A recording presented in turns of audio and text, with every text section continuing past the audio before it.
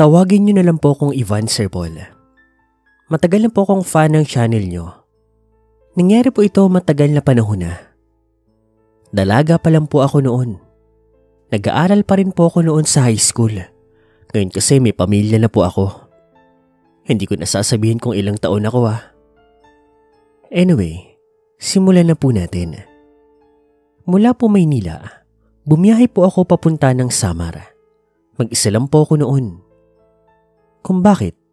Magbabakasyon kasi ako doon. Inimbitahan kasi ako ng pinsan kong si Micaela. Ang sabi niya, bago raw kami mag-college, dapat magka-banding daw kami.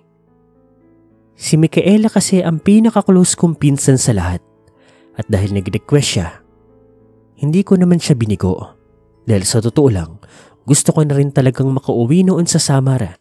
Kasi noong mga nagdaang summer breaks po, si Micaela po ang palaging lumuluwas ng Maynila. At sa pagkakataon nga na yun, ako naman ang pupunta sa kanila. Inaya ko naman po yung parents ko. Pero hindi po sila pwede. Busy sa negosyo at sa mga trabaho. At dahil independent woman naman po ako noon, ako na lang po ang mag-isang nagpunta. Sanay naman po akong bumiyahe. Nag-pray naman po ako. Teenager pa ako noon pero ang totoo niyan, responsableng tao na ako at maalam na sa maraming bagay. So yun na nga, sa pagbaba ko po ng airport sa may Samar, sinundo na po ako ng mga relatives ko. Kasama po si Micaela. Bale, sa may Silvino Lobos po ang hometown ng tatay ko. Pati po ng mga kamag-anak niya. Swerte nga po buhay pa ang lolo't lola ko noon.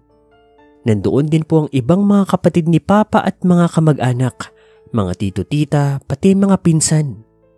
Malaking pamilya kasi ang kinabibilangan ng papa ko. Kaso sa Manila po siya nagkaroon ng endgame Taga Manila kasi ang mama. Kaya doon kami napadpad. Pauwi-uwi na lang po. Mabilis po kaming nakarating doon sa bayan po namin. Liblib ang lugar namin. Kabundukan, ilog, kagubatan, yan po ang marami doon. Pero marami naman pong tao doon sa mismong lugar namin. May malaki pong compound sina Micaela doon. At sama-sama po ang lahat ng pamilya doon. Kanya-kanyang bahay.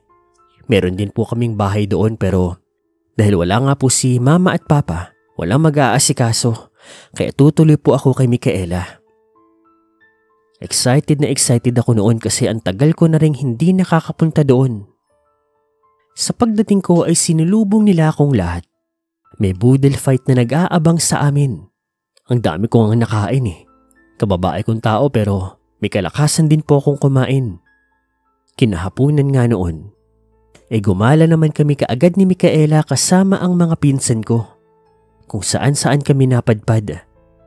At sa tagal ko ng panahon na huling napadpad doon, masasabi kong napakaraming ang nagbago. Marami na mga kabahayan, may mga itinatayong bagong istruktura at kung ano-ano pa.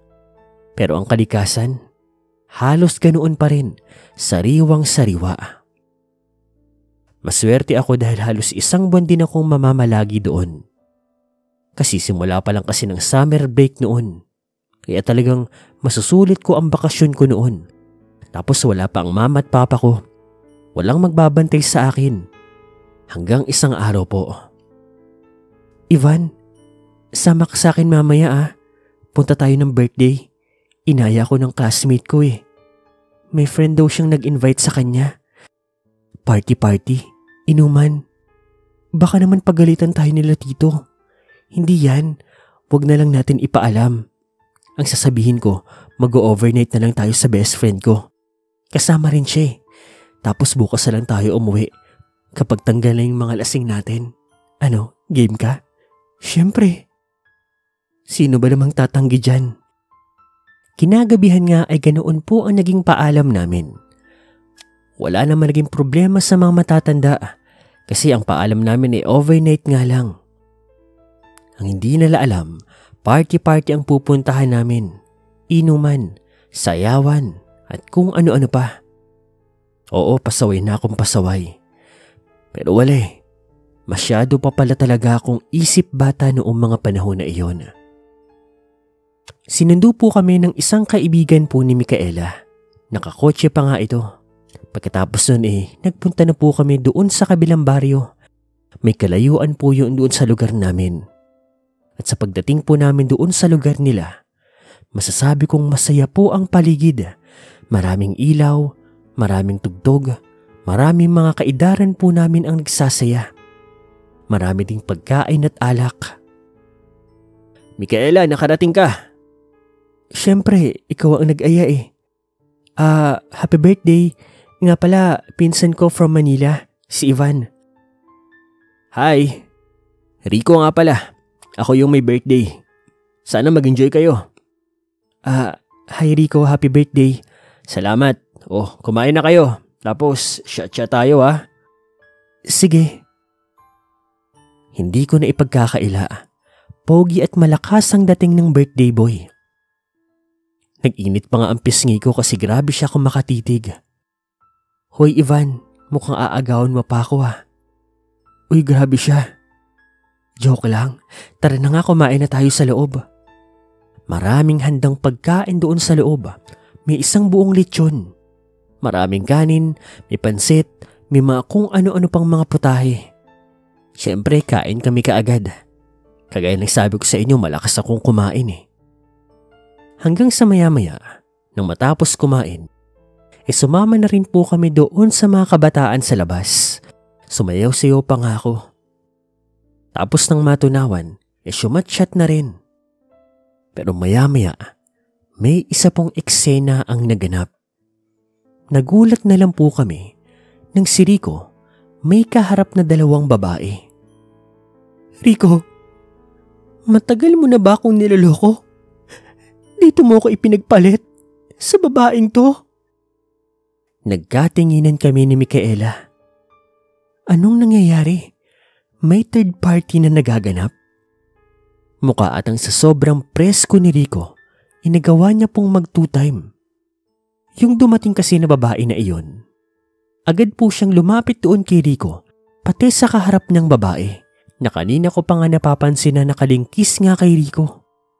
Kaya nga na-turn off na ako sa kanya kasi mukha ata sila ng babae na iyon. Tapos may dumating pang isang bago na ang sabi, jowa nga rin daw ni Rico. Nahinto po ang kasiyahan noon. Lahat kami ay napalingon doon sa komosyon. Sandali, wala naman tayo Ilang ulit ko ba dapat sabihin sa'yo? Kaibigan lang kita, Monica. At heto, siya ang nililigawan ko ngayon. Sinungaling ka. Minahal kita. Ibinigay ko ang pagkababae ko sa iyo. Ngayon, magsisisi ka. Hanggang sa nagulat na lamang po kaming lahat nang yung babaeng bigla na lamang pong dumating. Nagbago ng anyo. Uulitin ko po nagbago ng anyo. Yung suot niya pong miniskirt, napunit. Kasi bigla pong lumaki ang katawan niya. Alam niyo po yung nagtatransform na isang lobo. Ganoon kasi ang nangyari sa kanya. Mula sa isang magandang dalagita, naging malaking aso po siya na nakakatakot. Sa tanang buhay ko ay unang beses ko lamang pong nakita yon. At hindi ko nga akalain na makakakita ako ng ganoon. Miski nga si Micaela na tubong Samara, hindi rin makapaniwala sa nasaksihan. Maraming nagsigawan, nagtakbuhan, nagkagulo. Kami naman po ni Micaela pati nung kaibigan niya, sumakay na po ng kotse niya. Tapos kumaripas kami ng alis doon sa lugar na iyon. Nakakatakot po, Sir Paul. Yung mga nakikita mo sa palabas, pucha, totoo pala. Mabuti nga mabilis kami nakaalis kasi nakita ko nung lumingon ako sa likuran, nagkaroon po ng kaguluhan. Parang inatake po ng malaking aso na yun si Rico, pati yung babaeng kasama niya. Nang makarating nga kami sa bahay ng kaibigan ni Micaela, sinabi po namin sa mga magulang nito ang nasaksihan namin. At ang sabi naman po ng mga magulang nito, maaari daw na yung babae nagpalit ng anyo ay isang aswang. Nakakatakot. Totoo pala yung mga aswang. Ang masama pa, si Rico. Pipili na lang ng kabit, aswang pa. Wala po kami naging balita kung anong nangyari doon sa birthday ni Rico. Kung nabuhay ba siya, naatake ba siya ng aswang, o kung ano pa man. Kasi pagtapos nun, kami ni Micaela, naging tambay na lang po doon sa loob ng aming compound. At kung umaalis man kami, kasama na po namin ng mga matatanda. Trauma is real eh. Anyway, dito ko natatapusin ang kwento, Sir Paul. Muli po, ako po si Ivan. Shoutout na lang po sa akin.